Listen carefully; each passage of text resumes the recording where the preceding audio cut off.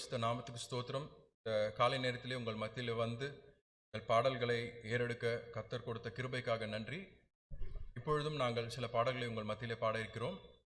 ஆங்கிலம் மற்றும் தமிழ் பாடல்கள். எங்களோடு சேர்ந்து நீங்களும் இந்த பாடல்களை பாட கேட்டுக்கொள்கிறோம்.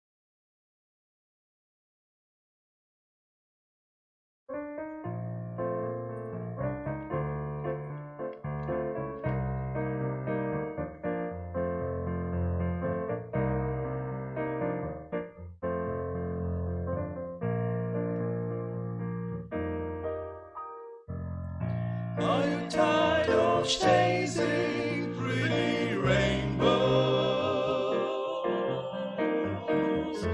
Are you tired of spinning round and round?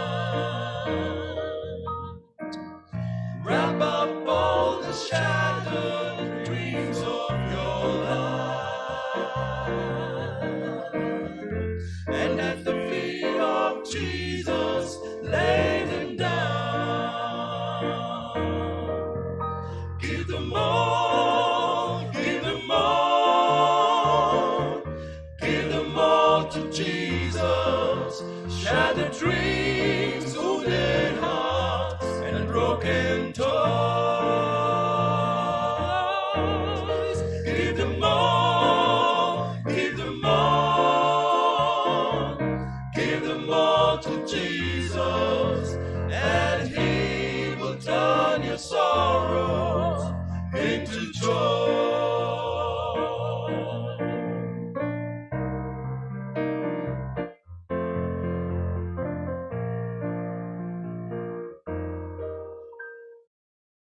He never said you will miss the sunshine.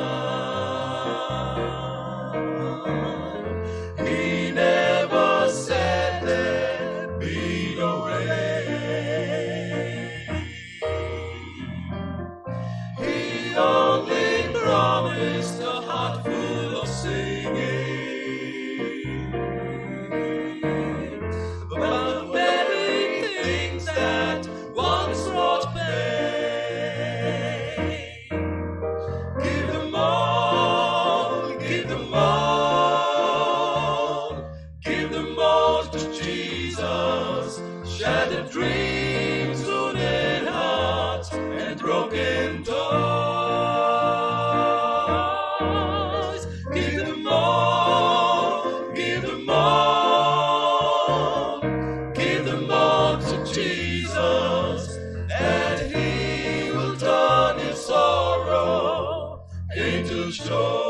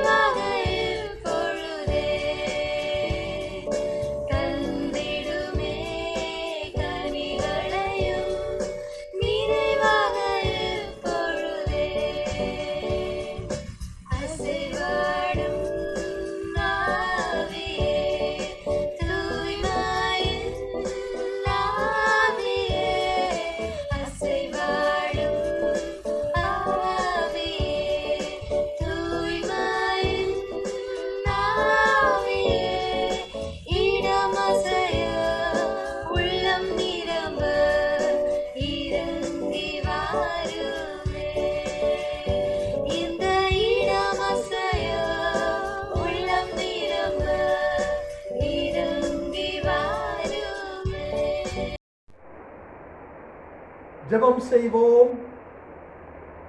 அல்லேலூயா. வானங்களில் உள்ளவைகளே கர்த்தரை துதியுங்கள், உன்னதங்களில் கர்த்தரை துதியுங்கள். வாலிபரே, கன்னிகைகளே, முதிர் வயதுள்ளவர்களே, பிள்ளைகளே, கர்த்தரை துதியுங்கள். அவர்கள் கர்த்தரின் நாமத்தை துதிக்க கடவர்கள். துதிகளின் மத்தியில் வாசம் செய்கிற எங்கள் அன்பின் ஆண்டவரே, இந்த இனிய காலை பொழுதுக்காக நாங்கள் நன்றி செலுத்துகிறோம். இந்த மனமகிழ்ச்சியின் நாளிலும் தேவரீரை நாங்கள் தொழுது கொள்ள, உம்மை ஆராதிக்க நீர் கொடுத்திருக்கிற இந்த ஆசீர்வாதமான பாக்கியத்திற்காக நன்றி. நீர் வாரும், எங்கள் மத்தியில் பிரசன்னமாயிரும். பரிசுத்த அலங்காரத்துடன் உம்மை தொழுது ஆவியோடும் உண்மையோடும் உம்மை தொழுது கொள்ள கிருபை செய்யும்படியாய் இயேசுவின் நாமத்தில் ஜெபிக்கிறோம் பிதாவே, ஆமென்.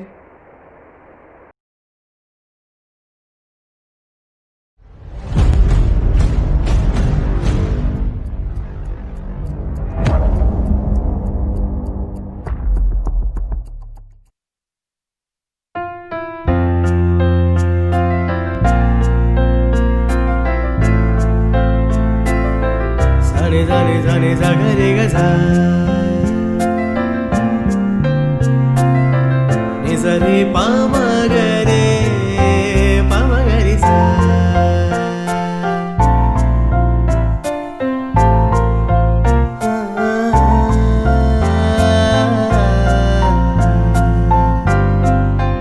tudi tangiya paramandala suvisedagana शुभमङ्गलमिगु सम्भ्रम सुखशोभन क्षेमम्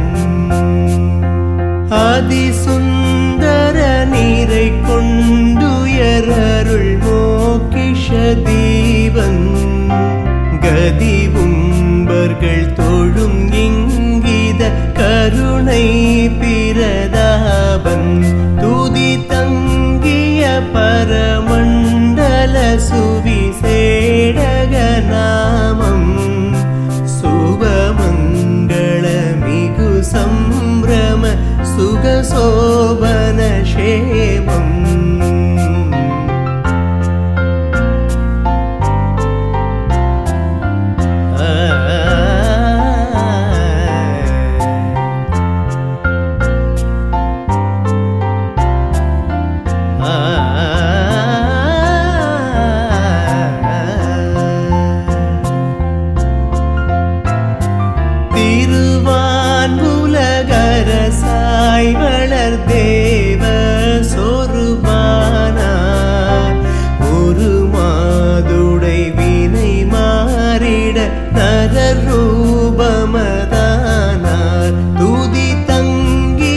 பரமண்டல சுவிசேடக நாமம் சுபமங்களமிகு சம்பிரம சுகசோபன க்ஷேமம்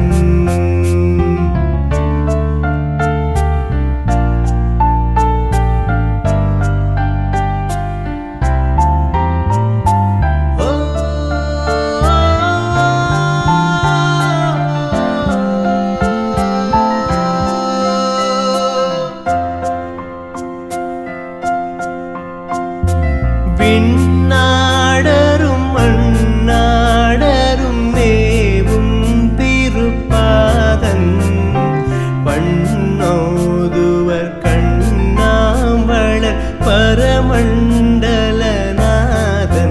துதி தங்கிய பரமண்டல சுவிசேடக நாமம் சுபமங்களமிகு சம்பிரம சுகசோபன க்ஷேமம்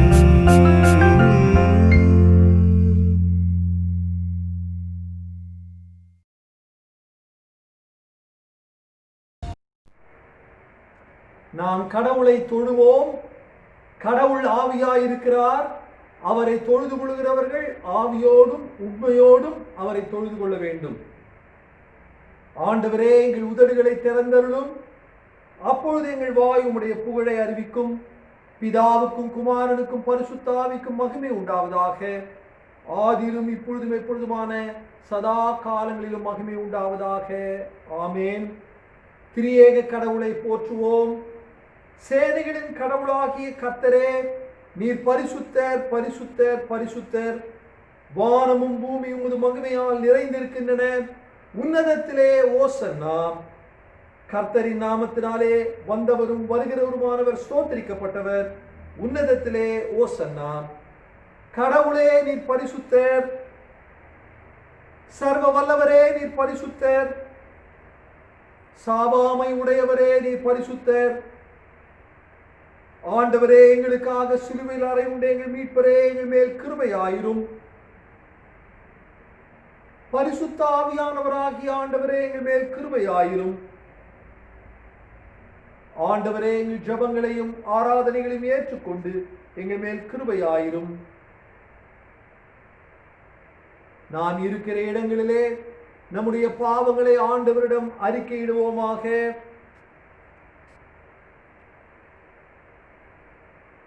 பொதுவான பாவ அறிக்கையின் ஜெபத்தை நாம் யாவரும் சேர்ந்து சொல்லுவோம். சர்வ வல்லமையும் மிகுந்த இரக்கமும் உள்ள பிதாவே, தப்பிப்போன ஆடுகளைப் போல நாங்கள் உம்முடைய வழிகளை விட்டு வழுவி அலைந்து போனோம். எங்கள் இருதயத்தின் யோசனைகளுக்கும் விருப்பங்களுக்கும் மிகவும் இணங்கி நடந்தோம். உமது பரிசுத்த கற்பனைகளுக்கு விரோதமாய் குற்றம் செய்தோம். செய்யத்தக்கவைகளை செய்யாமல் செய்யத்தகாதவைகளை செய்து வந்தோம். எங்களுக்கு சுகமே இல்லை. ஆனாலும் ஆண்டவரே, தேவரீர் எங்கள் ஆண்டவராகிய இயேசு கிறிஸ்து மூலமாய் மனிதருக்கு அருளி செய்த வாக்கு தத்தங்களின்படியே நிர்பாக்கியமுள்ள குற்றவாளிகளாகி எங்களுக்கு இறங்கும். தப்பிதங்களை அறிக்கையிட மேல் பொறுமையாயிரும். பாவத்து நிமித்தம் துக்கப்படுகிற எங்களை சீர்படுத்தும். மிகவும் இரக்கமுள்ள பிதாவே, உம்முடைய பரிசுத்த நாமத்துக்கு மகிமை உண்டாகும்படி நாங்கள் இனி தேவ பக்தியும் நீதியும் தெளிந்த புத்தியும் உள்ளவர்களாய் நடந்து வர இயேசு கிறிஸ்துவின் நிமித்தம் எங்களுக்கு கிருபை செய்தருளும். ஆமேன். சர்வ வல்லமையும் மிகுந்த இரக்கமும் உள்ள ஆண்டவர் மன்னிப்பையும் பாவ நிவர்த்தி நமக்கு கட்டளையிட்டருளி வாழ்க்கையை சீர்படுத்துவதற்கான காலத்தையும் தமது பரிசுத்தாவின் கிருபையும் தேற்றுதலையும் தந்தருளுவாராக. ஆமேன். ஆண்டவரை துதியுங்கள். ஆண்டவர் நாமம் துதிக்கப்படுவதாக. வேத பாடங்கள் வாசிக்க கேட்போம். வாசிக்கும்படியாய் கொடுக்கப்பட்ட முதலாம் திருமறை பாடம் ஏசாயா தீர்க்கதரிசியின் புஸ்தகம் 6ஆம் அதிகாரம் முதல் 8 வசனங்கள். ஏசாயா தீர்க்கதரிசியின் புஸ்தகம் 6ஆம் அதிகாரம் முதல் 8 வசனங்களையும் வாசிக்க கேட்போம். உசியா ராஜா மரணமடைந்த வருஷத்தில் ஆண்டவர் உயரமும் உன்னதமான சிங்காசனத்தின் மேல் வீற்றிருக்க கண்டேன். அவருடைய வஸ்திர தொங்கலால் தேவாலயம் நிறைந்திருந்தது. சேராபீன்கள் அவருக்கு மேலாக நின்றார்கள்.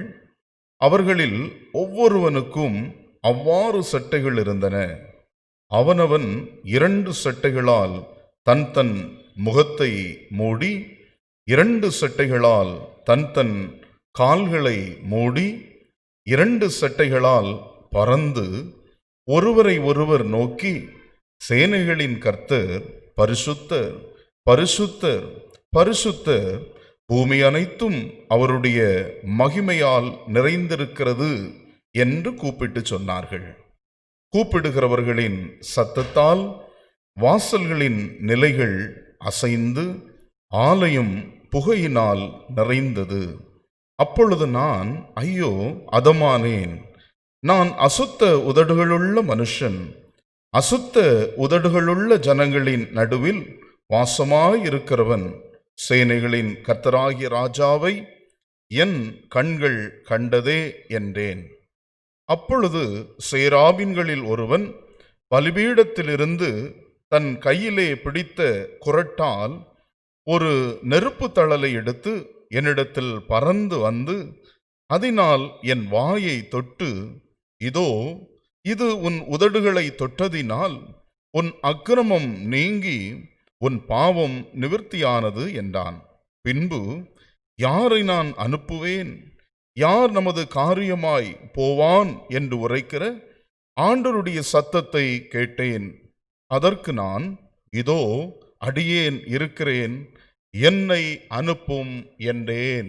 வாசிக்கும்படியான திருமறை பகுதி வாசித்தாயிற்று. தேவனே உமக்கே மகிமை உண்டாவதாக. ஆமேன். வாசிக்கும்படியாக தெரிந்து கொள்ளப்பட்ட இரண்டாம் வேத பகுதி வெளிப்படுத்தல் விசேஷம் 4ஆம் அதிகாரம் வசனங்கள் 1 முதல் 11 முடிய. வெளிப்படுத்தினல் 4ஆம் அதிகாரம் வசனங்கள் 1 முதல் 11 முடிய. இவைகளுக்கு பின்பு இதோ பரலோகத்தில் திறக்கப்பட்டிருந்த ஒரு வாசலை கண்டேன். முன்னே எக்கால சத்தம் போல என்னுடனே பேச நான் கேட்டிருந்த சத்தமானது, இங்கே ஏறி வா, இவைகளுக்கு பின்பு சம்பவிக்க வேண்டிகளை உனக்கு காண்பிப்பேன் என்று விளம்பினது. உடனே ஆவிக்குள்ளானேன். அப்பொழுது இதோ வானத்தில் ஒரு சிங்காசனம் வைக்கப்பட்டிருந்தது. அந்த சிங்காசனத்தின் மேல் ஒருவர் வீற்றிருந்தார். வீற்றிருந்தவர் பார்வைக்கு வச்சிரக்கல்லுக்கும் பதுமராகத்துக்கு ஒப்பாயிருந்தார். அந்த சிங்காசனத்தை சுற்றி ஒரு வானவில் இருந்தது. அது பார்வைக்கு மரகதம் போல் தோன்றிற்று. அந்த சிங்காசனத்தை சூழ 24 சிங்காசனங்கள் இருந்தன. 24 மூப்பர்கள் வெண்வஸ்திரம் தரித்து தங்கள் சிரசுகளில் பொன்முடி சூடி அந்த சிங்காசனங்கள் மேல் உட்கார்ந்திருக்க கண்டேன். அந்த சிங்காசனத்திலிருந்து மின்னல்களும் இடி முழக்கங்களும் சத்தங்களும் புறப்பட்டன. தேவனுடைய 7 ஆவிகளாகிய 7 அக்கினி தீபங்கள் சிங்காசனத்துக்கு முன்பாக எரிந்து கொண்டிருந்தன. அந்த சிங்காசனத்துக்கு முன்பாக பளிங்கு கொப்பான கண்ணாடி கடலில் இருந்தது. அந்த சிங்காசனத்தின் மத்தியில் அந்த சிங்காசனத்தை சுற்றிலும் 4 ஜீவன்கள் இருந்தன. அவைகள் முன்புறத்திலும் பின்புறத்திலும் கண்களால் நிறைந்திருந்தன. முதலாம் ஜீவன் சிங்காசனத்துக்கு கொப்பாகவும், முதலாம் ஜீவன் சிங்கத்திற்கு ஒப்பாகவும், 2ஆம் ஜீவன் காளைக்கு ஒப்பாகவும், 3ஆம் ஜீவன் மனுஷ முகம் போன்ற முகமுள்ளதாகவும், 4ஆம் ஜீவன் பறக்கிற கழுகுக்கு ஒப்பாகவும் இருந்தன. அந்த 4 ஜீவன்களிலும் ஒவ்வொன்றும் அவ்வாறு சிறகு உள்ளவைகளும் சுற்றிலும் உள்ளேயும் கண்களால் நிறைந்தவர்களுமாய் இருந்தன. அவைகள் இருந்தவரும் இருக்கிறவரும் வருகிறவருமாகிய சர்வ வல்லமையுள்ள தேவனாகிய கர்த்தர் பரிசுத்தர் பரிசுத்தர் பரிசுத்தர் என்று இரவும் பகலும் ஓய்வில்லாமல் சொல்லிக் கொண்டிருந்தன. மேலும் சிங்காசனத்தின் மேல் வீற்றிருந்து சதா காலங்களிலும் உயிரோடு இருக்கிறவருக்கு அந்த ஜீவன்கள் மகிமையும் கனத்தையும் ஸ்தோத்திரத்தையும் செலுத்தும் பொழுது 24 மூப்பர்களும் சிங்காசனத்தின் மேல் வீற்றிருக்கிறவருக்கு முன்பாக வணக்கமாய் விழுந்து சதா காலங்களிலும் உயிரோடு இருக்கிறவரை தொழுது கொண்டு தங்கள் கிரீடங்களை சிங்காசனத்துக்கு முன்பாக வைத்து, கர்த்தாவே, தேவரீர் மகிமையையும் கனத்தையும் வல்லமையும் பெற்றுக்கொள்கிறதுக்கு பாத்திரராயிருக்கிறீர். நீரே சகலத்தையும் சிருஷ்டித்தீர். உம்முடைய சித்தத்தினாலே அவைகள் உண்டாயிருக்கிறவைகளும் சிருஷ்டிக்கப்பட்டவர்களுமாய் இருக்கிறது என்றார்கள். வாசிக்கும்படியாக தெரிந்து கொள்ள 2ஆம் வேத பகுதி வாசித்தாயிற்று. கிறிஸ்துவே உமக்கு மகிமை உண்டாவதாக.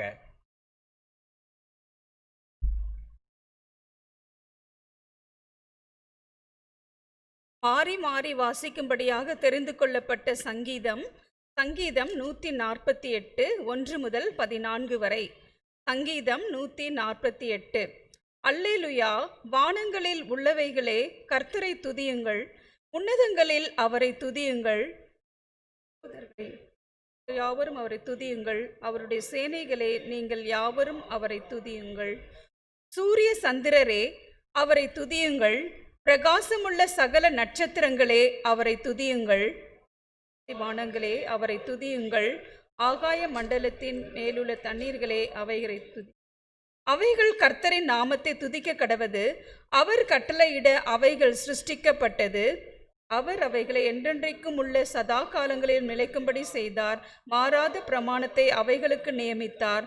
பூமியில் உள்ளவைகளே கர்த்தரை துதியுங்கள், மகா மச்சங்களே, சகல ஆழங்களே அக்கினியே, கல்மழையே, உறைந்த மழையே, மூடுபனியே, அவர் சொற்படி செய்யும் பெருங்காற்றே, மலைகளே, சகல மேடுகளே, கனி மரங்களே, சகல கேதுருக்களே, காட்டு மிருகங்களே, சகல நாட்டு மிருகங்களே, ஊரும் பிராணிகளே, இறகுள்ள பறவைகளே, பூமியின் ராஜாக்களே, சகல ஜனங்களே, பிரபுக்களே, பூமியில் உள்ள சகல நியாயாதிபதிகளே, கன்னிகைகளே, முதிர்வயதுள்ளவர்களே, பிள்ளைகளே, கர்த்தரை துதியுங்கள். அவர்கள் கர்த்தரின் நாமத்தை துதிக்க கடவர்கள். அவருடைய நாமம் மாத்திரம் உயர்ந்தது. அவருடைய மகிமை பூமிக்கும் வானத்திற்கும் மேலானது. அவர் தம்முடைய பர்வதம் யாவருக்கும் தம்மை சேர்ந்த ஜனமாக இஸ்ரவேல் புத்திரருக்கும் கொண்டாட்டமாக தம்முடைய ஜனத்திற்கு ஒரு கொம்பை உயர்த்தினார். அல்லேலுயா. பிதாவுக்கும் குமாரனுக்கும் பரிசுத்த ஆவிக்கும் மகிமை உண்டாவதாக. ஆதியிலும் இப்பொழுதும் எப்பொழுதுமான சதா காலங்களிலும் மகிமை உண்டாவதாக. ஆமென். இந்த நாளுக்கென்று வாசிக்கும்படியாக தெரிந்து கொள்ளப்பட்ட நற்செய்தி நூல் யோவான் எழுதின சுவிசேஷம் 4ஆம் அதிகாரம் 16 26 வரை, பக்கம் 129. இயேசு அவளை நோக்கி, நீ போய் உன் புருஷனை இங்கே அழைத்து கொண்டு வா என்றார். அதற்கு அந்த ஸ்திரீ, எனக்கு புருஷன் இல்லையே என்றாள். இயேசு அவளை நோக்கி, எனக்கு புருஷன் இல்லை என்று நீ சொன்னது சரிதான். எப்படியெனில் 5 புருஷர் உனக்கு இருந்தார்கள். இப்போது உனக்கு இருக்கிறவன் உனக்கு புருஷன் அல்ல. இதை உள்ளபடி சொன்னாய் என்றார். அப்பொழுது அந்த ஸ்திரீ அவரை நோக்கி, ஆண்டவரே, நீ தீர்க்கதரிசி என்று காண்கிறேன். எங்கள் பிதாக்கள் இந்த மலையிலே தொழுது கொண்டு வந்தார்கள். நீங்கள் எருசலேமில் இருக்கிற ஸ்தலத்திலே தொழுது கொள்ள வேண்டும் என்கிறீர்களே என்றாள். அதற்கு இயேசு, ஸ்திரியே, நான் சொல்லுகிறதை நம்பு. நீங்கள் இந்த மலையிலும் எருசலேமிலும் மாத்திரமல்ல, எங்கும் பிதாவை தொழுது கொள்ளும் காலம் வருகிறது. நீங்கள் அறியாததை தொழுது கொள்ளுகிறீர்கள். நாங்கள் அறிந்திருக்கிறதை தொழுது கொள்ளுகிறோம். ஏனென்றால் ரட்சிப்பு யூதர்கள் வழியாய் வருகிறது. உண்மையாய் தொழுது கொள்ளுகிறவர்கள் பிதாவை ஆவியோடும் உண்மையோடும் தொழுது கொள்ளும் காலம் வரும். இது இப்பொழுது வந்திருக்கிறது. தம்மை தொழுது கொள்ளுகிறவர்கள் இப்படிப்பட்டவர்களாய் இருக்கும்படி பிதாவானவர் விரும்புகிறார். தேவன் ஆவியாய் இருக்கிறார்.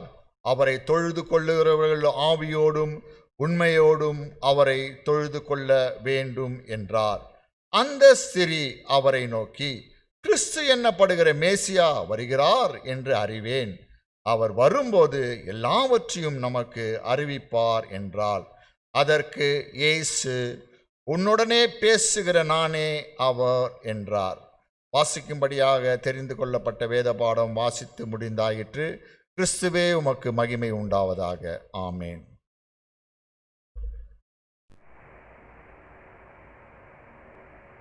இறை செய்தி கேட்பதற்கு முன்பாக கண்களை மூடி ஜெபம் செய்வோம்.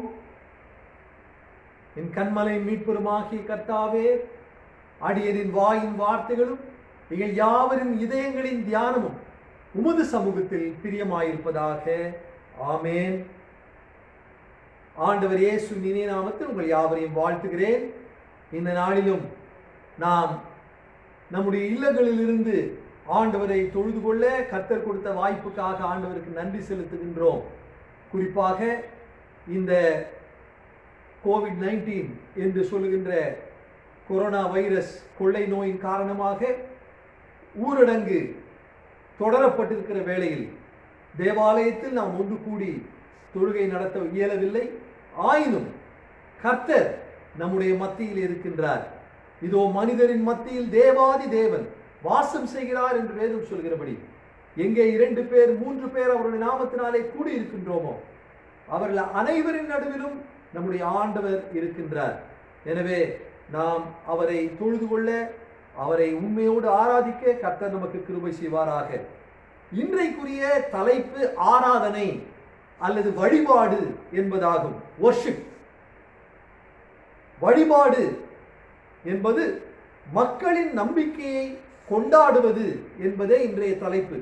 Worship a celebration of people's faith. தொழுகை, ஆராதனை, வழிபாடு என்று நாம் சொல்லும்போது கடவுளை தொழுது கொள்ளுதலை தான் நாம் வழிபாடு அல்லது ஆராதனை என்று சொல்லுகின்றோம். ஆண்டவர் இயேசு கிறிஸ்து சமாரிய பெண்ணுடன் பேசும்போது இதை குறித்து அவர் கூறினார். யோவான் எழுதின நற்செய்தி நூல் 4ஆம் அதிகாரம் 23-24 வாக்கியங்கள். யோவான் 4:23. உண்மையாய் தொழுது கொள்கிறவர்கள் பிதாவை ஆவியோடும் உண்மையோடும் தொழுது கொள்ளும் காலம் வரும், அது இப்பொழுதே வந்திருக்கிறது. தம்மை தொழுது கொள்கிறவர்கள் இப்படிப்பட்டவர்களாய் இருக்கும்படி பிதாவானவர் விரும்புகிறார். தேவன் ஆவியாய் இருக்கிறார். அவரை தொழுது கொள்கிறவர்கள் ஆவியோடும் உண்மையோடும் அவரை தொழுது கொள்ள வேண்டும். ஆக கடவுளை நாம் தொழுது கொள்ள வேண்டும், உண்மையாய் அவரை தொழுது கொள்ள வேண்டும், ஆவியோடும் உண்மையோடும் அவரை தொழுது கொள்ள வேண்டும் என்று ஆண்டவர் அங்கே சமாரிய பெண்ணுடன் பேசும்போது கூறினார். இன்றைய தினத்திலும் நாம் தியானிக்கும்படியாக 3 சிறு குறிப்புகளை உங்கள் முன்பாக வைக்க விரும்புகின்றேன். நம்முடைய வழிபாடு என்பது முதலாவது கடவுளை மையப்படுத்தும் வழிபாடாக இருக்க வேண்டும். Our worship should be God-centered worship. இரண்டாவதாக இது ஆவிக்குரிய உள்ளார்ந்த ஒரு வழிபாடாக இருக்க வேண்டும். Our worship should be a spiritual worship. மூன்றாவதாக நம்முடைய வழிபாடு உண்மையான வழிபாடாக இருக்க வேண்டும். It should be a true worship. So கடவுளை மையப்படுத்தும் வழிபாடு, ஆவிக்குரிய அல்லது உள்ளார்ந்த வழிபாடு, உண்மையான வழிபாடு. God-centered worship, spiritual worship and true worship. Worship என்று சொன்னவுடனே பழைய ஏற்பாட்டிலே மனிதர்கள் கடவுளை வணங்கினார்கள், ஆராதனை செய்தார்கள். இறை வழிபாடு, கடவுள் மீது வைத்திருக்கிற நம்பிக்கையை இந்த வழிபாடு விளக்குகின்றது. கடவுள் உலகத்தை எல்லாம் படைத்தார். மனிதனை தம்முடைய சாயலாகவும் தம்முடைய ரூபத்தின்படியையும் படைத்தார். தன்னோடு அன்பு உறவு கொள்ளும்படியாக கடவுள் மனிதனை படைத்தார். ஒவ்வொரு நாளும் கடவுள் பகலின் குளிர்ச்சியான வேளையிலே வந்து அந்த முதல் மனிதர்களோடு அவர் உறவாடி இருக்கின்றார்.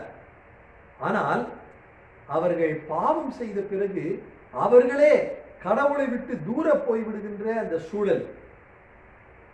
கடவுள் அவர்களை அந்த ஏதேன் தோட்டத்திலிருந்து விலக்குகின்றார். ஆதியாகமம் 3ஆம் அதிகாரம் 8ஆம் வாக்கியத்திலே இதை நாம் வாசிக்கின்றோம். ஆதியாகமம் 3ஆம் அதிகாரம் 8ஆம் வாக்கியம். பகலின் குளிர்ச்சியான வேளையிலே தோட்டத்தில் உலாவுகிற தேவனாகிய கர்த்தருடைய சத்தத்தை அவர்கள் கேட்டார்கள். ஆக கடவுள் ஒவ்வொரு நாளும் வந்து அவர்களோடு உறவு கொள்ள விரும்பினார். ஆனால் மனிதனோ பாவம் செய்து அந்த கடவுளோடு இருந்த உறவு நிலையை முறித்து கொண்டான், விலகி கொண்டான். அதன் பிறகு மனிதன் கடவுளுக்கு பயப்பட ஆரம்பித்தான். கடவுள் தன்னை தண்டித்து விடுவார் என்று அச்சம்.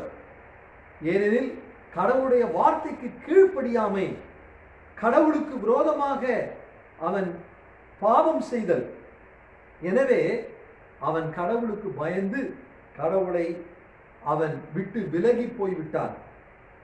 கடவுள் மனிதனின் பாவத்திற்காக உலகத்தை எல்லாம் அழிக்கின்றார். நோவாவின் காலத்தில் ஒரு பெரிய ஜலப்பிரளயம் வந்து அந்த உலகையே அழிக்கின்றது. அதிலிருந்து நோவாவும் அவர் குடும்பத்தினரும் காப்பாற்றப்படுகிறார்கள்.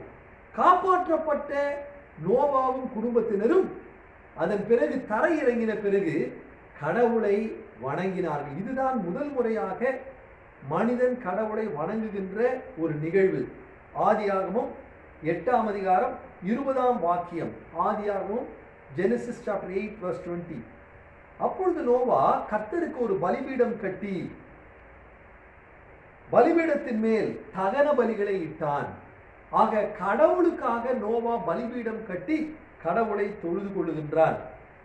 அதன் பிறகு வந்தவர்கள் கடவுளை தொழுது கொள்கின்ற சம்பவங்கள் நாம் பார்க்கின்றோம். ஆதியாகமம் 12ஆம் அதிகாரம் 7ஆம் வாக்கியத்திலே வாசிக்கும் போது ஆபிரகாம் கடவுளை தொழுது கொள்கின்றார். ஆதியாகமம் 12:7 சொல்கிறது, கர்த்தர் ஆபிரகாமுக்கு தரிசனமாகி உன் சந்ததிக்கு இந்த தேசத்தை கொடுப்பேன் என்றார். அப்பொழுது அவன் தனக்கு தரிசனமான கர்த்தருக்கு அங்கே ஒரு பலிபீடத்தை கட்டினான். ஆக இவ்விதமாக பலிபீடம் கட்டி கடவுளை தொழுது கொள்ளுகின்ற பழக்கம் ஆதி முற்பிதாக்களிடம் இருந்ததாக பரிசுத்த வேதாகமம் சொல்கிறது. அதன் பிறகு மோசேயின் காலத்தில் இஸ்ரவேல் மக்கள் எல்லாம் எகிப்திலிருந்து விடுதலையாகி வந்த பிறகு வனாந்திரத்திலே அவர்கள் கடவுளை தொழுது கொள்ள ஆசரிப்பு கூடாரம் அமைக்கப்படுகிறது. இது கடவுளே மோசேக்கு கட்டளையிட்டு அதன்படி அவன் நியமிக்கின்றான், அமைக்கின்றான். அதை யாத்திராகம புஸ்தகம் 40ஆம் அதிகாரம் 34, 35 வாக்கியங்களிலே நாம் வாசிக்கலாம். Exodus chapter 40 verses 34 and 35. அப்பொழுது ஒரு மேகம் ஆசரிப்பு கூடாரத்தை மூடினது, கர்த்தருடைய மகிமை வாசஸ்தலத்தை நிரப்பிற்று. ஆக அந்த ஆசரிப்பு கூடாரத்தை உருவாக்கி அதை பிரதிஷ்டை பண்ணுகிற அந்த நாளிலே கடவுள் பிரசன்னம் அங்கே இறங்கிற்று, தேவ மகிமை அந்த வாசஸ்தலத்தை நிரப்பிற்று என்று வேதம் சொல்கின்றது. அதிலிருந்து அவர்கள் ஆசரிப்பு கூடாரத்திலே கடவுளை தொழுது கொண்டார்கள். அவர்கள் ஒவ்வொரு இடமாக போகும்போது அந்த ஆசரிப்பு கூடாரம் எடுத்து செல்லப்பட்டது. அதன் பிறகு தாவீதின் காலத்திலே அவன் கடவுளை ஆராதிக்க தொழுது கொள்ள அவன் பாடல்களை இயற்றுகின்றான், இசைக்கருவிகளை செய்து இசை வாசிப்பவர்களை பாடகர் குழுவினரெல்லாம் ஏற்படுத்துகின்றான்.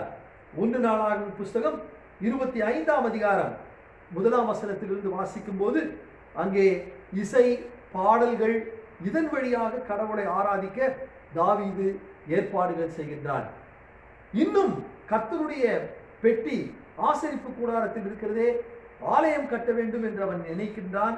ஆனால் கடவுள் சொல்லிவிடுகிறார், அவன் அல்ல, அவனுடைய மகன் காலத்தில் ஆலயம் கட்டப்படும் என்று. எனவே தாவீது அதற்கான எல்லா காரியங்களையும் சமதரித்து வைக்கின்றார். சாலமோன் எருசலேம் தேவாலயத்தை மிக சிறப்பாக கட்டுகின்றார். 1 ராஜாக்கள் 8ஆம் அதிகாரம் 3ஆம் வாக்கியத்தில் நான் வாசிக்கும் போது அங்கே சாலமோன் கட்டின அந்த தேவாலய பிரதிஷ்டை நடைபெறுகிறது. அப்பொழுது கடவுள் அந்த தேவாலயத்தை ஆசீர்வதிக்கிறார். 1 ராஜாக்கள் 8ஆம் அதிகாரம் 13ஆம் வசனம், தேவரீர் வாசம் பண்ணத்தக்க வீடும் நீர் என்றைக்கும் தங்கத்தக்க நிலையான ஸ்தானமாகிய ஆலயத்தை உமக்கு கட்டினேன் என்று சொல்லி ராஜா கடவுளை தொழுது கொள்ளுகின்றான். ஆக இவ்விதமாக கடவுள் பிரசன்னமாயிருக்க ஒரு தேவாலயம், the temple of God in Jerusalem, அங்கே கட்டப்படுகின்றது. அதன் பிறகு மக்கள் அந்த எருசலேம் தேவாலயத்துக்கு வந்து தொழுகை செய்தார்கள் என்பதை நாம் பழைய ஏற்பாட்டின் வரலாற்றிலே பார்க்கின்றோம். இவ்விதமாக யூதர்கள் கடவுளை தேவாலயத்திலே தொழுது கொள்கிறார்கள். ஆனால் வரலாறு சொல்கிறது, நேபுகாத் நேச்சார் என்ற பாபிலோனிய மன்னன் படையெடுத்து வந்து எருசலேம் பட்டணத்தை அவன் அழித்து தேவாலயத்தை அவன் இடித்து அதிலிருந்த எல்லா நல்ல பொருட்களையும் தன்னுடைய நாட்டுக்கு எடுத்து செல்கின்றான். ஆக தேவாலயம் இடிக்கப்பட்டு விட்டது. இனிமேல் எங்கே கடவுளை தொழுது கொள்வது? அப்பொழுது அந்த இஸ்ரவேல் மக்களாகிய யூதர்கள் எல்லா ஊர்களிலும் ஜெப ஆலயத்தை ஏற்படுத்தினார்கள். சினகாக்ஸ் ஆங்காங்கே எல்லா ஊர்களிலும் ஜெப ஆலயங்கள் ஏற்படுத்தி அவர்கள் அங்கே போய் தொழுகை செய்தார்கள். ஆக ஜெப ஆலயம் என்பது ஊர்களில் சபையாக அவர்கள் கூடி இறைவனை தொழுது கொள்கின்ற இடம். தேவாலயம் என்பது எருசலேமில் இருந்ததை தான் அவர்கள் தேவாலயம் என்று கூறினார்கள். ஆண்டவர் இயேசு பிறப்பதற்கு சில ஆண்டுகளுக்கு முன்பாக அந்த ஹீரோட் த கிரேட், பெரிய ஏரோது என்பவர் அந்த எருசலேம் தேவாலயத்தை மீண்டும் எடுப்பித்து கட்டுகின்றார். அது சிறப்பாக கட்டப்படுகிறது. ஆண்டவர் இயேசு கிறிஸ்து அந்த தேவாலயத்திலே தான் வந்து அவர் ஆண்டவரை தொழுதார். அந்த தேவாலயத்தின் உப்பரிகையிலே சென்றார். அதன் பிறகு அந்த தேவாலயத்திலே அந்த சாலமோன் மண்டபத்திலே உலாவினார் என்றெல்லாம் நாம் வாசிக்கின்றோம். ஆக ஆண்டவர் இயேசு கிறிஸ்து அந்த யூதர்களில் ஒருவராக அந்த ஆராதனையிலே கடவுளை தொழுகை செய்வதிலே அவர் முக்கியத்துவம் கொடுத்து அதை செய்தார் என்பதை நாம் பார்க்கிறோம். இருப்பினும் அவர் தொழுகை குறித்து, ஆராதனை குறித்து ஒரு சிறப்பான வார்த்தையை சமாரிய பெண்ணுடன் பேசும்போது சொல்கிறார். அதை தான் நாம் வாசிக்க கேட்டோம். யோவான் 4ஆம் அதிகாரம் 24ஆம் வசனம்.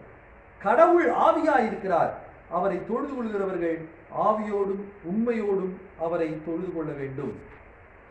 ஆக நம்முடைய தொழுகை எப்படி இருக்க வேண்டும்?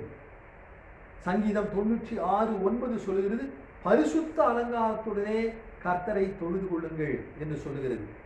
நாம் இன்றைக்கு வாசிக்க கேட்ட முதல் வேத பகுதியாகிய ஏசாயா தீர்க்கதரிசியின் நூல் 6ஆம் அதிகாரத்தை நாம் வாசிக்கும் போது அங்கே சேராபீன்கள் கடவுளை தொழுது கொள்கிற காட்சியை ஏசாயா தீர்க்கர் அந்த தேவாலயத்தில் காண்கின்றார். ஏசாயா 6ஆம் அதிகாரம் 3ஆம் வசனம். அந்த சேராபீன்கள் ஒருவரை நோக்கி, சேனைகளின் கர்த்தர் பரிசுத்தர் பரிசுத்தர் பரிசுத்தர், பூமி அனைத்தும் அவருடைய மகிமையால் நிறைந்திருக்கிறது என்று கூப்பிட்டு சொன்னார்கள். ஆக கடவுளை அவர்கள் ஆராதித்தார்கள். சேனைகளின் கர்த்தர் பரிசுத்தர் பரிசுத்தர் பரிசுத்தர் என்று அவரை தொழுது கொண்டார்கள். நாம் தொழுகை ஆராதனை என்று சொல்லும்போது கடவுளை தொழ வேண்டும், கடவுளை மையப்படுத்த வேண்டும், கடவுளுக்கு முக்கியத்துவம் கொடுக்க வேண்டும். அந்த சேராபீன்கள் கடவுளை தொழுது கொண்டார்கள். இன்றைக்கு நம்முடைய தொழுகை எப்படி இருக்கிறது? கடவுளுக்கு முக்கியத்துவம் கொடுக்கிறோமா? பல வேளைகளிலே நாம் ஆலயத்துக்கு வரும்போது நம்முடைய உடைக்கு முக்கியத்துவம் கொடுக்கிறோம். ஆலய ஆராதனைகளிலே கலந்து கொள்ளும் போது நம்முடைய பாடலுக்கு, நம்முடைய ராகத்துக்கு, நம்முடைய இசைக்கு முக்கியத்துவம் கொடுக்க முயற்சி எடுக்கிறோம். அல்லது காணிக்கைகளை செலுத்த காணிக்கைகள் அதற்கு முக்கியத்துவம் கொடுக்க விரும்புகிறோம். இது எல்லாவற்றையும் விட கடவுளை, அவரை மையப்படுத்தி அவரை நாம் ஆராதித்து தொழுகை செய்ய வேண்டும். இதுதான் முக்கியம். So God centered worship is an acceptable worship. அங்கே சேராபீன்கள் கடவுளையே மையப்படுத்தி தொழுகை செய்தார்கள். எந்த விதமான எதிர்பார்ப்பும் இல்லாமல் அந்த ஆராதனை நடைபெற்றது. நான் கடவுளை தொழுவதனால் கடவுள் என்னை ஆசீர்வதிப்பார், நான் கடவுளை தொழுது கொள்வதனால் கடவுள் என்னை உயர்த்துவார், இந்த எதிர்பார்ப்பெல்லாம் இல்லாமல் அந்த சேராபீன்கள் கடவுளை உண்மையாய், கடவுளை மையப்படுத்தி தொழுது கொண்டார்கள். இன்றைக்கு நம்முடைய தொழுகை எதிர்பார்ப்போடு தொழுகை செய்கிறோமா? நான் கடவுளுக்கு ஆராதனை செய்தால் கடவுள் என்னை ஆசீர்வதிப்பார், கடவுள் எனக்கு சுகம் தருவார், கடவுளின் குடும்பத்தை வழிநடத்துவார். இந்த எதிர்பார்ப்புகள் முக்கியமல்ல. கடவுளை, அவரை மையப்படுத்தி அவருடைய பரிசுத்தத்தை எண்ணி நாம் ஆண்டவரை எந்த எதிர்பார்ப்பும் இன்றி தொழுகை செய்ய வேண்டும். அப்படி தொழுகை செய்கின்ற அந்த சேராபீன்களின் நிகழ்வை பார்த்த அங்கிருந்த ஏசாயா தன்னுடைய பாவத்தை உணர்கின்றான். 5ஆம் வசனம் சொல்லுது, ஐயோ அதமானேன், நான் அசுத்த உதடுகள் உள்ள மனுஷன், அசுத்த உதடுகள் உள்ள ஜனங்களின் நடுவில் வாசமாயிருக்கிறவன் என்று கூறுகின்றார். ஆக பரிசுத்தராகிய கடவுளை காணும்போது அந்த கடவுளுக்கு முன்பாக நிற்க நான் தகுதியற்றவன் என்பதை உணர்ந்து தன்னுடைய பாவத்தை அறிக்கையிடுகிறான். கடவுளுக்குள் அன்பானவர்களே, அதுதான் உண்மையான தொழுகை. கடவுளை மையப்படுத்தி அவரை கண்டு நாம் தொழுகை செய்யும் போது, ஆராதிக்கும் போது, கடவுளுக்கு முன்பாக நிற்க நான் தகுதியற்றவன் என்று உணர்ந்து நம்முடைய பாவங்களை உணர்ந்து அறிக்கையிட வேண்டும், பாவங்களை மன்னிக்கும்படியாய் ஜெபிக்க வேண்டும். அப்பொழுது அந்த சேராபீன்கள் ஒருவர் வந்து அங்கே உன் பாவம் மன்னிக்கப்பட்டது என்று உரைக்கின்றார். நமக்கு தெரியும், நமது ஆண்டவர் இயேசு சிலுவையிலே மரித்ததினால் அவர் சிலுவையின் திரு ரத்தம் நம் பாவங்களை கழுவி தூய்மையாக்குகிறது. ஆக ஆண்டவரை நாம் மையப்படுத்தி எந்த எதிர்பார்ப்புமின்றி அவரை தொழுது கொள்ள வேண்டும். God centered worship with no strings attached, with no expectations. கடவுளை கடவுளுக்காக அவருடைய மேன்மையை புகழ்ந்து அவருடைய பரிசுத்தத்தை எண்ணி தொழும்போது நம்முடைய சிறுமையை நாம் உணர்ந்து, நம்முடைய பாவ நிலைமை உணர்ந்து அறிக்கையிட்டு பாவ மன்னிப்பை பெற்று அவரை உண்மையோடு தொழுது கொள்ள வேண்டும். இரண்டாவதாக, இது ஒரு உள்ளார்ந்த வழிபாடாக, ஆவிக்குரிய வழிபாடாக இது இருக்க வேண்டும். அதை பவுலடிகளார் எழுதுகிறார். ரோமருக்கு எழுதின நிருபம் 12ஆம் அதிகாரம் 1ஆம் வாக்கியம். The book of Romans chapter 12 verse 1. ரோமர் 12:1 சொல்கிறது, அப்படி இருக்க சகோதரரே, நீங்கள் உங்களை சரீரங்களை பரிசுத்தமும் தேவனுக்கு பிரியமான ஜீவ பலியாக ஒப்புக் கொடுக்க வேண்டும் என்று தேவனுடைய இரக்கங்களை முன்னிட்டு உங்களை வேண்டிக் கொள்கிறேன். இதுவே நீங்கள் செய்யத்தக்க புத்தியுள்ள ஆராதனை. I appeal to you therefore, brothers, by the mercies of God, to present your bodies as a living sacrifice, holy and acceptable to God, which is your spiritual worship. So we need to do the spiritual worship, committing our life as a living sacrifice at the altar. கடவுளுடைய பலிபீடத்திலே நம் வாழ்வையே ஜீவபலியாய் ஒப்பு கொடுக்கின்ற அந்த உள்ளார்ந்த வழிபாடாக, ஆவிக்குரிய வழிபாடாக அது இருக்க வேண்டும். என்னுடைய பொருள்களை கொடுக்கிறேன், என்னுடைய உயர்ந்த காணிக்கைகளை கொடுக்கிறேன், இதெல்லாம் நல்லதுதான். ஆனால் அதைவிட ஆண்டவர் மகனே மகளே உன் இதயத்தை எனக்கு தா என்று கேட்கின்றார். நம் வாழ்வை ஆண்டவருக்கு அர்ப்பணித்து ஆராதனை செய்தலே அதுவே உண்மையான புத்தியுள்ள ஆராதனை என்று சொல்லி அங்கே பவுல் கூறுகிறார். இதைதான் ஆண்டவருடைய சன்னிதானத்தில் நின்ற மூப்பர்கள் செய்தார்கள் என்று வெளிப்படுத்தல் 4ஆம் அதிகாரத்தில் நாம் வாசிக்கின்றோம். இன்றைக்கு வாசிக்கின்ற 2ஆம் வேத பகுதி வெளிப்படுத்தல் 4ஆம் அதிகாரம் 10ஆம் வாக்கியம் விவரணமாய் சொல்கிறது. கடவுளுடைய சன்னிதானத்தில் 24 மூப்பர்களும் சிங்காசனத்தின் மேல் வீற்றிருக்கிறவருக்கு முன்பாக வணக்கமாய் விழுந்து சதா காலங்களில் உயிரோடு இருக்கிறவரை தொழுது கொண்டு தங்கள் கிரீடங்களை சிங்காசனத்துக்கு முன்பாக வைத்து அவரை ஆராதித்தார்கள். அந்த மூப்பர்கள் 24 மூப்பர்கள். ஆனால் அவர்கள் கடவுளுடைய பிரசன்னத்தில் அவர்கள் வணக்கமாய் விழுகிறார்கள். பணிந்து குனிந்து முழங்கால் படியிட கடவும் வாருங்கள் என்று சங்கீதக்காரன் சொல்லுவது போல அவர்கள் வணக்கமாய் விழுந்து தங்கள் கிரீடங்கள் எல்லாம் கடவுளுடைய சன்னிதானத்தில் படைத்து அவரை தொழுகை செய்கிறார்கள். அதுதான் உள்ளார்ந்த வழிபாடு, ஆவிக்குரிய வழிபாடு, தங்களையே அர்ப்பணிக்கும் வழிபாடு. ஆக இன்றைக்கு நம்மை அர்ப்பணித்து நாம் ஆண்டவரை தொழுகை செய்கிறோமா? கடவுளிடமிருந்து அந்த ஆழ்த்திலிருந்து எனக்கு என்னென்ன கிடைக்கும், ஆசீர்வாதம் பொங்கி வருமா என்று எதிர்பார்ப்பு அல்ல. என்னையே அந்த ஜீவ பலியாய் உம்முடைய பலிபீடத்தில் என்னை படைக்கிறேன் ஆண்டவரே என்று சொல்லி நம்மை படைக்கும் போது, நம்மையே அர்ப்பணிக்கும் போது அதுவே உள்ளார்ந்த வழிபாடாக, ஸ்பிரிச்சுவல் வொர்ஷிப்பாக மாறுகிறது. இறுதியாக நம்முடைய வழிபாடு உண்மையான வழிபாடாக இருக்க வேண்டும். It should be a true worship. யோவான் 4ஆம் அதிகாரத்தில் ஆண்டவர் இயேசு அந்த சமாரிய பெண்ணுடன் பேசும்போது அவளை குறித்து கூறுகின்றார். 22ஆம் வசனத்திலே, நீங்கள் அறியாததை தொழுது கொள்கிறீர்கள், நாங்கள் அறிந்திருக்கிறதை தொழுது கொள்கிறோம். ஏதோ அறியாமல் நீ தொழுது கொள்கிறாய், கடவுளை தொழுது கொள்கிறேன் என்று சொல்லி நீ அதை இன்னும் முழுமையாய் அறிந்து கொள்ளவில்லை. ஆனால் நாங்களோ அறிந்திருக்கிறவரை தொழுது கொள்கிறோம் என்று ஆண்டவர் இயேசு சொல்லுகின்றார். இன்றைக்கு நீங்கள் தொழுகை செய்கிறவர்கள் இன்னார் என்பதை நீங்கள் அறிந்திருக்கிறீர்களா? நீங்கள் ஆராதிக்கின்ற கடவுள் எப்படிப்பட்டவர்? அவர் சர்வ வல்லவர், அவர் உலகையெல்லாம் படைத்தவர், அவர் மீட்பர்.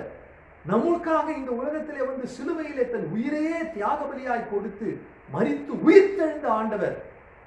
அவர் பரிசுத்த ஆவியானவர், நம் மத்தியிலே இருந்து நம்மை வல்லமைப்படுத்துகிறவர், நம்மை பலப்படுத்துகிறவர், ஆவிக்குரிய வாழ்க்கையில் நம்மை வழிநடத்துகிறவர். அப்படிப்பட்ட தந்தை, மைந்தன், தூயாவியாகிய திரியேக தெய்வம், வல்லமையுள்ள சர்வ வல்லமையுள்ள ஆண்டவரை நாம் தெய்வமாய் கொண்டிருக்கிறோம். அந்த உணர்வோடு நாம் அறிந்திருக்கிறவரை தொழுது கொள்ள வேண்டும். அவரை அறிகிற அறிவிலே வளர வேண்டும்.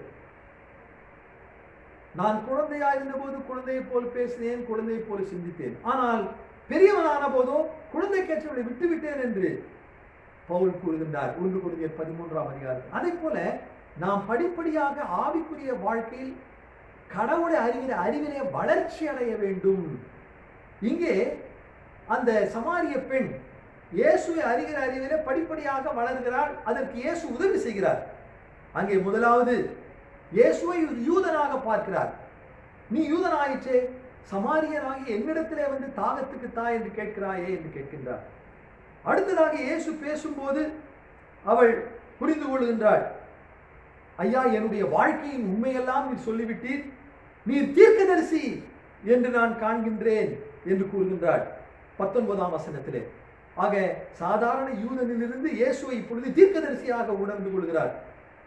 மேலும் தொடர்ந்து இயேசு அவருக்கு உண்மையான வழிபாடை குறித்து சொல்லும்போது, அப்பொழுது அந்த ஸ்திரீ பதில் உரைக்கிறார் 25ஆம் வாக்கியத்திலே, மேசியா வருகிறார், அவர் வரும்போது எல்லாவற்றையும் நமக்கு அறிவிப்பார் என்றாள்.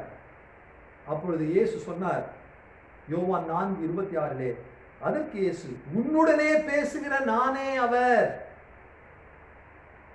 இப்பொழுது அவள் கண்கள் திறக்கப்பட்டு இயேசுவை மேசியாவாக கண்டு கொண்டாள். உடனே அவள் வந்த நோக்கத்தையும் மறந்து தண்ணீர் எடுக்க வந்தவள் குடத்தை அந்த கிணற்றண்டையில வைத்து ஊருக்குள் ஓடுகின்றாள். எல்லாரிடமும் சொல்லி, வாருங்கள் வாருங்கள், இவர் மேசியாவா, வந்து பாருங்கள் என்று சொல்லி அழைக்கின்றார். எல்லாரும் வந்து பார்த்தபோது அவர்களை இயேசு வரவேற்று அநேக காரியங்கள் உபதேசித்த போது அந்த மக்கள் இயேசுவை வரவேற்று அவர்களோடு 2 நாள் தங்க வைத்தார்கள். அதன் பிறகு அந்த மக்கள் சாட்சி சொல்கிறார்கள், உன்னுடைய வார்த்தையினால் அல்ல, நாங்களே அவருடைய உபதேசத்தை கேட்டு அவர் மெய்யாய் உலக கிறிஸ்துவாகி உலக இரட்சகர் என்று அறிந்து விசுவாசிக்கிறோம் என்று அந்த ஊர் மக்களே இப்பொழுது அறிக்கையிட்டார்கள். யோவான் 4:42 வாக்கியம். அன்பானவர்களே, அந்த பெண் அந்த இயேசுவை அறிகிற அறிவிலே வளர்ந்து அவரை மேசியாக கண்டுகொண்டது மட்டுமல்ல, எல்லாருக்கும் அறிவித்து, அந்த ஊருக்கே நற்செய்தி அறிவித்து அனைவரையும் கூட்டி வந்தாள். அந்த ஊரார் இப்பொழுது அந்த இயேசுவை மேசியாவாகிய கிறிஸ்துவாக அறிந்து ஏற்றுக்கொண்டு அவரை ஆராதித்தார்கள். அதுதான் ஆராதனையின் சிறப்பு. இன்றைக்கு நாம் இயேசுவை அறிந்து அவரை ஆராதிக்க வேண்டும். நாம் தொழுது கொள்கிறவர் இன்னார் என்று நாம் அறிந்தவர்களாய் அவருடைய சர்வ வல்லமை, அவருடைய சர்வ ஞானம், அவர் நம்மோடு இருக்கின்ற அவருடைய இம்மானுவேலாய் நம்மோடு இருக்கிற அவருடைய பிரசன்னம், இதெல்லாம் உணர்ந்து அவரை உண்மையாய் தொழுது கொள்ள வேண்டும். அது மட்டுமல்ல, அவரை அறிகிற அறிவிலே படிப்படியாக இன்னும் வளர்ச்சி அடைந்து இன்னும் அவரை பற்றி அறிகிற அறிவிலே அவருடைய அன்பின் நீளம், அகலம், ஆழம், உயரம் இவற்றையெல்லாம் அறிந்து நாம் ஆவிக்குரிய வாழ்க்கையில் உள்ளார்ந்த மனுஷனில் பலப்பட்டு வளர்ச்சி அடைய வேண்டும். அதுதான் உண்மையான வழிபாடு, ட்ரூ வர்ஷிப். அதைதான், அப்படிப்பட்டவர்களை தான் கடவுள் எதிர்பார்க்கிறார். யோவான் 4:23-24 சொல்கிறது, உண்மையாய் தொழுது கொள்கிறவர்கள் பிதாவை ஆவியோடும் உண்மையோடும் அவரை தொழுது கொள்ளும் காலம் வரும், அது இப்பொழுதே வந்திருக்கிறது. தம்மை தொழுது கொள்கிறவர்கள் இப்படிப்பட்டவர்களாய் இருக்க பிதாவானவர் விரும்புகிறார். அந்த காலம் இப்பொழுது வந்து விட்டது. தேவாலயத்தில் தான் தொழுது கொள்ள வேண்டும் என்ற அல்ல. அந்த பெண் சொன்னது போல, சமாரியாராகி நாங்கள் இந்த கெரிசி மலையிலே தொழுது கொள்கிறோம், யூதர்களாகி நீங்கள் எருசலேமில் தொழுது கொள்ள வேண்டும் என்று சொல்கிறீர்களே என்று கேட்டாள். அப்பொழுது இங்குமல்ல எருசலேமிலும் அல்ல, எங்கும் கடவுளை தொழுது கொள்ளும் காலம் வரும் என்று ஆண்டவர் இயேசு சொன்ன காலம் இப்பொழுது. தேவாலயத்தில் மட்டும் தொழுது கொள்வதல்ல, உங்கள் வீடுகளிலே நீங்கள் தொழுது கொள்கிறீர்கள், உங்கள் உள் அறையிலே நீங்கள் தொழுது கொள்கிறீர்கள், உங்கள் உள்ளத்திலிருந்து ஆண்டவரை ஆராதனை செய்கிறீர்கள். ஆக எங்கும் கடவுளை தொழுது கொள்ளும் காலம் வந்துவிட்டது. தேவன் ஆவியாயிருக்கிறார். அவரை தொழுது கொள்கிறவர்கள் ஆவியோடும் உண்மையோடும் அவரை தொழுது கொள்ள வேண்டும். அன்பானவர்களே, ஆக நம்முடைய வழிபாடு, நம்முடைய ஆராதனை, நம்முடைய தொழுகை கடவுளை மையப்படுத்தும் தொழுகையாக இருக்க வேண்டும். It should be God centered worship. அது உள்ளார்ந்த வழிபாடாக இருக்க வேண்டும். It should be a spiritual worship. அது உண்மையான வழிபாடாக இருக்க வேண்டும். True worship, where we know and grow in the knowledge and love of God. ஆண்டவரை பற்றி அறிகிற அறிவிலும் அன்பிலும் நாம் வளருகின்ற அது உண்மையான வழிபாடாக இருக்க வேண்டும். அந்த வழிபாடு அப்படி நாம் செய்யும் போது அது நம்முடைய வாழ்க்கையிலே பிரதிபலிக்கும். The worship should reflect in our life. The worship should reflect in our work. நாம் பணி செய்கிறோம், வேலை செய்கிறோம், நம்முடைய தொழுகை, நம்முடைய ஆராதனை நம்முடைய வேலையில் அது வெளிப்பட வேண்டும். நம்முடைய வேலையில் உண்மையாய் உத்தமமாய் செய்ய வேண்டும். நம்முடைய பணியை, வேலையை பார்ப்பவர்கள் இவர்கள் கடவுளை தொழுது கொள்பவர்கள், உண்மை தேவனை அவர்கள் ஆராதிக்கிறவர், எனவே அவர்கள் தங்கள் பணிகளெல்லாம் உண்மையாய் இருக்கிறார்கள், சிறப்பாக செய்கிறார்கள் என்று சொல்லி பாராட்டும் அளவுக்கு நம்முடைய தொழுகை, நம்முடைய ஆராதனை, நம்முடைய அனுதின வேலையிலும், நம்முடைய அனுதின வாழ்விலும், நம்முடைய பணியிலும் அது பிரதிபலிக்கப்பட வேண்டும். ஆக நம்முடைய வாழ்வே ஆண்டவரை துதிக்கும் ஆராதனையாக மாற வேண்டும். அப்படிப்பட்ட உண்மையான வழிபாடு செய்கிறவர்களாக நாம் ஒவ்வொருவரும் மாற நம்மை ஆண்டவர் கரங்களிலே அர்ப்பணிப்போம். கண்களை மூடி ஜெபம் செய்வோம்.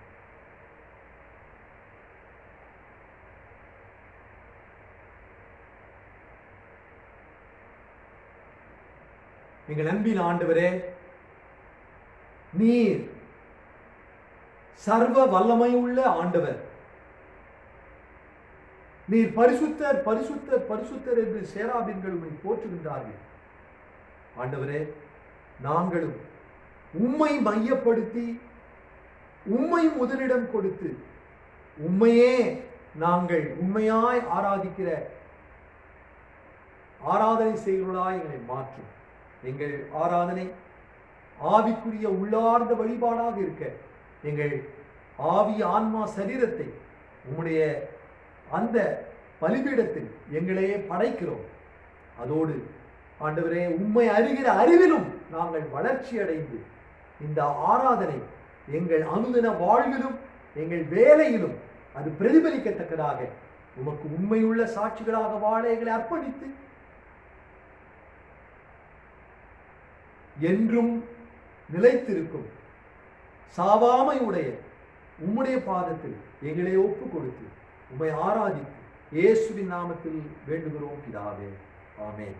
அதை யாரும் சேர்ந்து சொல்லுவோம். வானத்தையும் பூமியும் படைத்த சர்வ வல்லமையுள்ள பிதாவாகி தேவனை விசுவாசிக்கிறேன்.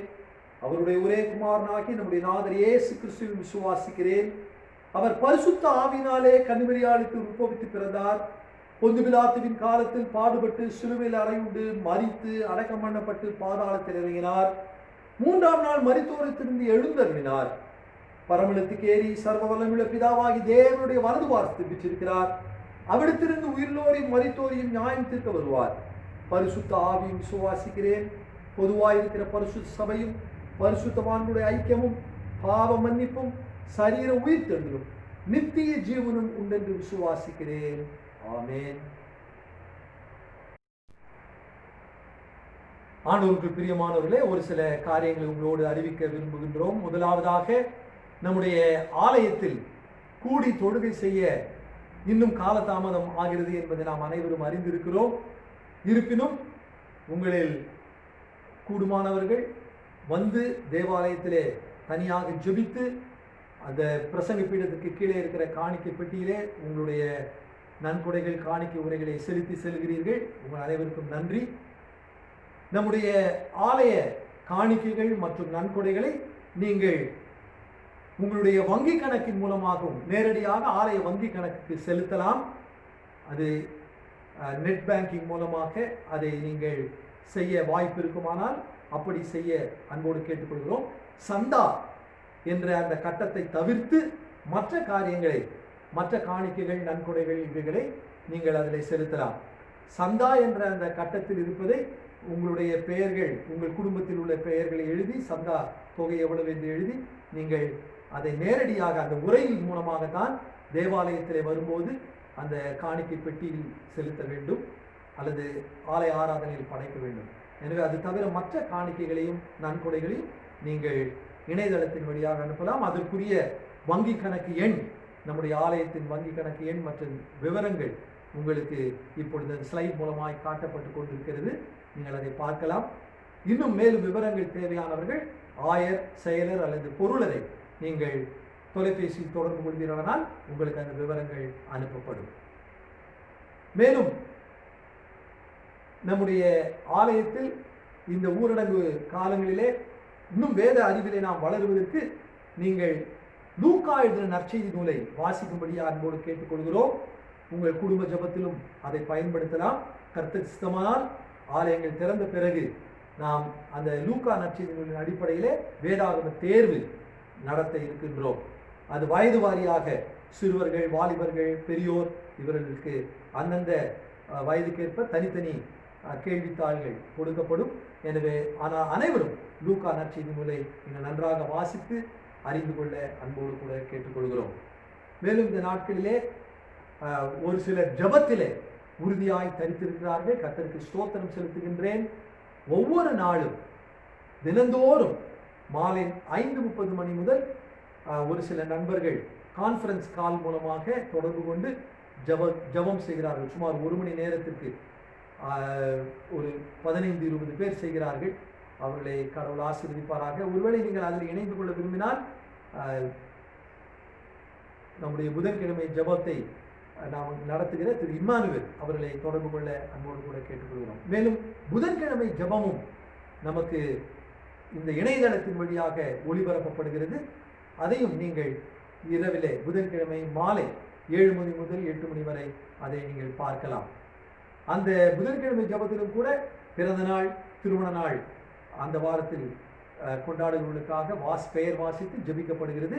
அதிலும் நீங்கள் கலந்து கொள்ள அன்போடு கூட கேட்டுக்கொள்கிறோம். உங்களுடைய மற்ற தேவைகள் இருக்குமானால் ஆயரை நீங்கள் நேரடியாக தொலைபேசியில் தொடர்பு கொள்ள அன்போடு கேட்டுக்கொள்கிறோம். நாம் அனைவரும் அறிந்தபடி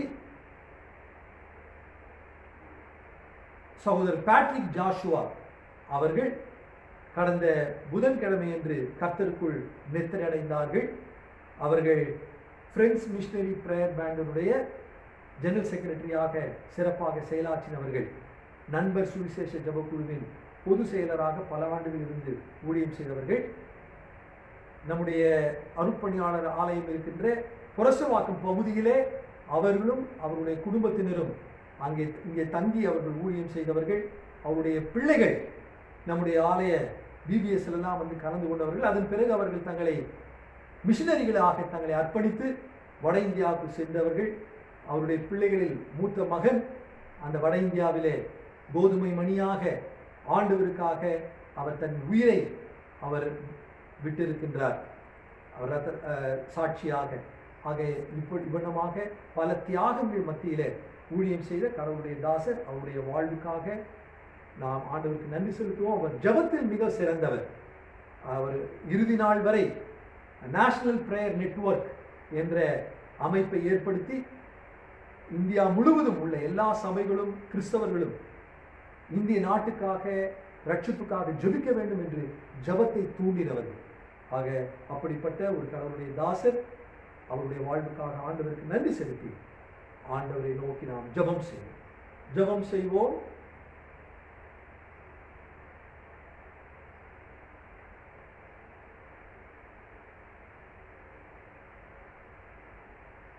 மகா பரிசுத்தமும் கிருபையும் நிறைந்த எங்கள் அன்பின் ஆண்டவரே, இந்த வேளையிலும் கர்த்தருக்குள் நித்திரையடைந்த உம்முடைய ஊழியர் திரு பேட்ரிக் ஜாஷுவா ஐயா அவருடைய வாழ்வுக்காக உமக்கு நன்றி செலுத்துகிறோம்.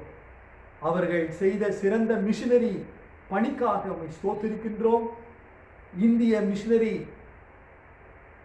இயக்கத்தை தலைவராக இருந்து அவர்கள் சிறப்பாக வழிநடத்தின காலங்களை எண்ணி நாம் உமக்கு ஸ்தோத்திரம் செலுத்துகிறோம். தன் வாழ்வில் அவர்கள் கடவுளுக்காக செய்த ஊழியம், அவர்களும் அவர் குடும்பத்தினரும் கடவுளுக்காக செய்த தியாகங்கள், இதையெல்லாம் உடைய கணக்கில் வைத்திருக்கிறீர், நன்றி செலுத்துகிறோம். ஒருவன் எனக்கு ஊழியம் செய்வானானால் அவனை பிதாவானவர் கனம் பண்ணுவார் என்ற வாக்கின்படி அவரை கனம் பண்ணியிருந்தீர், நன்றி செலுத்துகின்றோம். குறிப்பாக அவருடைய ஜப வாழ்வுக்காக, சாட்சி வாழ்வுக்காக உமக்கு ஸ்தோத்திரம். அவருடைய பிரிவால் துயரிற்றிருக்கின்ற அவருடைய குடும்பத்தினர் மற்றும் அவருடைய மிஷனரி இயக்கத்தை சேர்ந்த அனைத்து அன்பர்கள் மற்ற திருச்சபையார் அனைவருக்கும் ஆறுதல் தருவீராக. அவர்களுடைய முன்மாதிரியின்படி நாங்களும் ஜபத்தில் சிறந்தவர்களாக விளங்கவும், ஆண்டவருடைய நற்செய்தியை கூறி அறிவிக்கும் அருட்பணியிலே ஈடுபடுத்திக் கொள்ளவும், உம்முடைய சாட்சிகளாக வாழவும், உம்முடைய அழைப்பு வரும்போது உம்மை சந்திக்க ஆயத்தமுள்ளவர்களாயிருக்க கிருபை செய்யும்படியாய் இயேசுவின் நாமத்தில் வேண்டுகிறோம் பிதாவே, ஆமென். பிறந்த நாட்கள். இன்றைய தினம் 2020 ஜூன் 21ஆம் தேதி திருமதி R Stella, doctor Andrew Moses, Mr James Rajaiah, Mr Philip Praveen Kumar. 22ஆம் தேதி மிஸ்ஸஸ் சில்வியா ஜெகதீஷ். 23ஆம் தேதி Miss Hephzibah Ratnarani, Mrs Annie Prema Chellakumari, Mrs Ruby Suresh, Mr Arul Pandian, Mrs Kanmani, Miss Ashley Sheba, Mrs Anbu Ketsiyal, master Rohit John, baby Jonathan Don Lindsay. 24ஆம் தேதி Mr Kamalasekaran, Mrs Jennifer Stella, Mrs Shanthi Chandrasekaran. 25ஆம் தேதி Mrs Hannah Sureshkumar, Mrs Mercy Deniford, Mrs மேரி செல்வராணி. 26ஆம் தேதி doctor Vijay Jeyakar, Mr P Gunasekaran, Mrs Vimala Benjamin, Mrs Sheela Selvakumar, Mr James Pandi, Mrs Prema Daniel, Mrs Mary Jeyaseelan. 27ஆம் தேதி Mr Sudarshan Isaac Vedanayagam, Mr Edwin Rajasekar, Miss Vinitha Devakumari, Miss Viola Ann Roshini, Mrs Vijula Jebaraj, Miss Divina Solomon and Mrs Chandramathi Paul. கர்த்தர்தாமே இவர்களை ஆசீர்வதித்து இதை போல அநேக பிறந்த நாட்களை காண அருள் புரிவாராக. திருமண ஆண்டு நிறைவு நாள் காண்போர் 22ஆம் தேதி June Mr Jeremiah David Vijayan and Mrs Sheetal Veronica. 24ஆம் தேதி Mr Paul Kanagachandran and Mrs Aruna Chandran, Mr Samuel Williams George and Mrs Sheela. 25ஆம் தேதி Samuel Prabhakar and Mrs Lydia. 27ஆம் தேதி Mr Robert Jothirajan and Mrs Vilasini, Mr Christopher Samuel and Mrs Annie Ajantha, Mr FD Prasad and Mrs Rose, Mr G Jeyakaran and Mrs Julie Kirubamani. கர்த்தர்தாமே இவர்களை ஆசீர்வதித்து இவர்கள் குடும்ப வாழ்வையும் வளப்படுத்துவாராக. நாம் கண்களை மூடி இவர்களுக்காக பிரார்த்தனை செய்வோம். அதோடு நம்முடைய தனிப்பட்ட வாழ்வின் தேவைகளுக்காக, நம்முடைய குடும்ப தேவைகளுக்காகவும் ஒரு நிமிடம் அமைதியாக ஜெபம் செய்வோம்.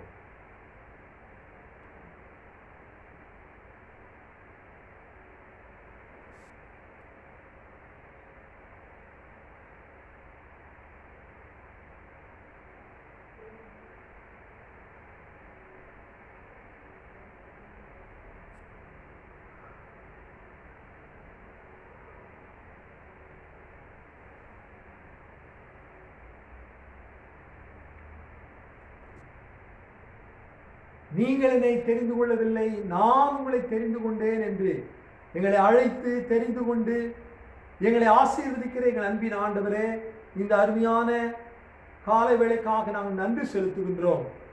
இந்த புதிய வாரத்திலும் இந்த தங்களுடைய பிறந்த நாட்களையும் திருமண ஆண்டு நிறைவு நாட்களையும் காண்கின்ற உங்களுடைய பிள்ளைகள் அனைவரையும் நீர் ஆசீர்வதிப்பீராக.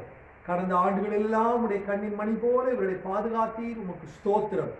இந்த புத்தாண்டு இவர்களுக்கு ஆசீர்வாதத்தின் ஆண்டாயிருக்க அனைவருக்கும் சுகம் பலன் நீடிய ஆயுள் தருவீராக.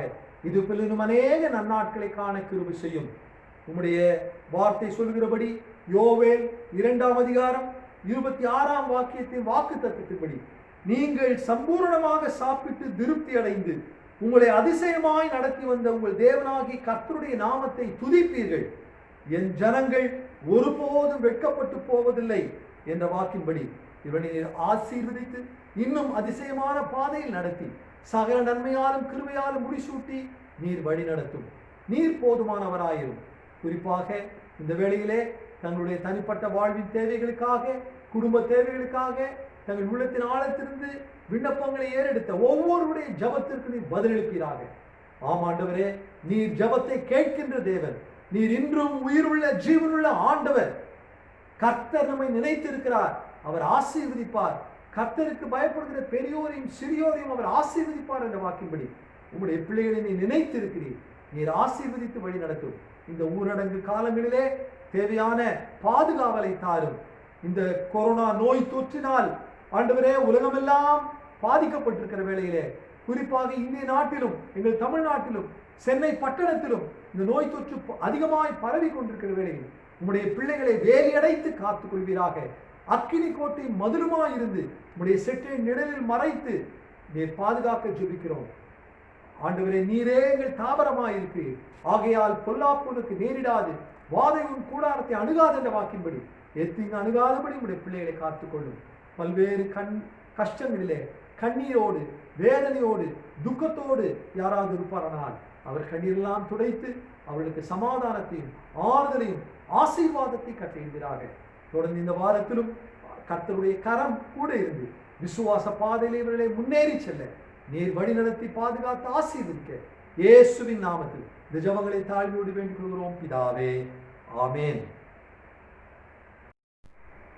நாம் யாவரும் சேர்ந்து கர்த்தர் கற்பித்த ஜெபத்தை சொல்லுவோம். பரமண்டலங்களில் இருக்கிற எங்கள் பிதாவே, உம்முடைய நாமம் பரிசுத்தப்படுவதாக, உம்முடைய ராஜ்யம் வருவதாக, உம்முடைய சித்தம் பரமண்டலத்திலே செய்யப்படுகிறது போல பூமியிலேயும் செய்யப்படுவதாக. அங்குள்ள அப்பத்தை இன்று எங்களுக்கு தாரும். எங்களுக்கு விரோதமாய் குற்றம் செய்கிறவர்களுக்கு நான் மன்னிக்கிறது போல எங்கள் குற்றங்களுக்கு மன்னியும். எங்களை சோதனைக்கு பிரவேசிக்க பண்ணாமல் தீமையிலிருந்து ரட்சித்துக் கொள்ளும். ராஜ்யமும் வல்லமையும் மகிமையும் என்னென்றைக்கும் உம்முடையவைகளே, ஆமென். இறையாசி பெற்றுக்கொள்வோம். நம்முடைய ஆண்டவராகிய இயேசுவின் கிருபையும் தந்தையாகிய கடவுளின் அன்பும் தூய ஆவியானவரின் வழிநடத்துதலும் ஆசீர்வாதமும் நம் அனைவரோடும் நம்முடைய குடும்பங்களோடும் எப்பொழுதும் நிலைத்திருப்பதாக. ஆமென்.